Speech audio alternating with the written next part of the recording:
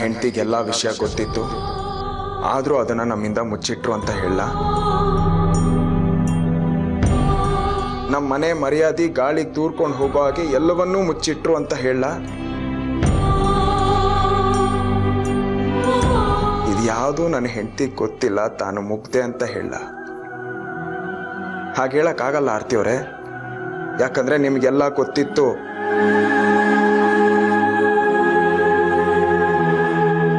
ಇನ್ನು ಭೂಮಿಗೆ ಬರ್ದಿರೋ ಮಗು ಬಗ್ಗೆ ಅಷ್ಟೆಲ್ಲ ಕಾಳಜಿ ಇಟ್ಟವ್ರು ಅವರು. ಆದ್ರೆ ಅದನ್ನೆಲ್ಲ ಮರೆತು ಅವ್ರ ಮಗಳನ್ನೇ ದಾರಿ ತಪ್ಪಿಸ್ಬಿಟ್ರಲ್ಲ ನೀವು. ನಿಮ್ ಮುಕ್ತಲ್ ನಗು, ಆದ್ರೆ ಮನ್ಸೆಲ್ಲ ಬರೀ ವಿಷ. ಬೇಡ ಬೇಡ ಅಂದ್ರು ನನಗೆ ಒತ್ತಾಯ ಮಾಡಿ ಇವ್ರನ್ನ ತಂದು ನನಗೆ ಗಂಟಾಕಿದ್ರಿ. ಇವ್ರು ಮಾಡಿದ್ದೇನು? ಬೇದ್ ಸಂಸಾರ ನಾವು ಹೊಡೆದ್ರು.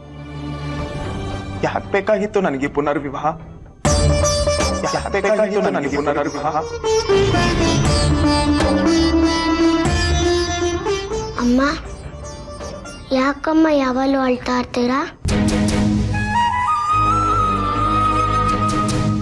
ಹಾಗೇನೂ ಇಲ್ಲ ಪುಟ್ಟ, ತಗೋ.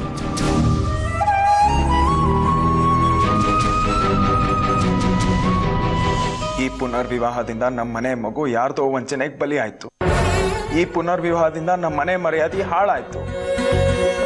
ಯಾಕೆ ಬೇಕಾಗಿತ್ತು ನನಗೆ ಈ ಪುನರ್ವಿವಾಹ?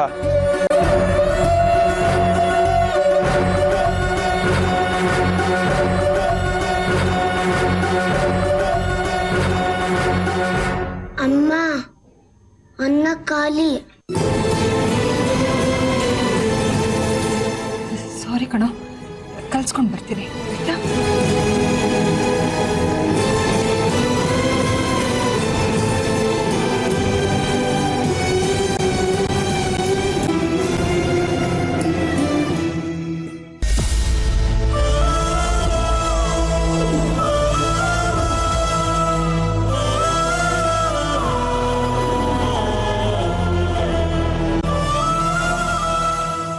ಯಾಕೆ ಬೇಕಾಗಿತ್ತು ನನಗೆ ಈ ಪುನರ್ವಿವಾಹ?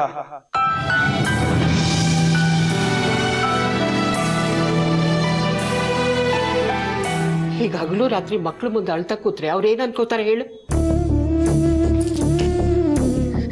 ಎಷ್ಟು ದಿನ ಅಂತ ಇದೇ ಯೋಚನೆಯಲ್ಲಿ ಮುಳುಗಿರ್ತೀಯ ನೀನು? ಆ ಮನೇನ ಸೂರ್ಯನ ಬಿಟ್ಟು ದೂರ ಬಂದಾಗಿದೆ. ಆ ಯೋಚನೆಗಳಿಂದ ನೀನು ಹೊರಗೆ ಬರಲೇಬೇಕು.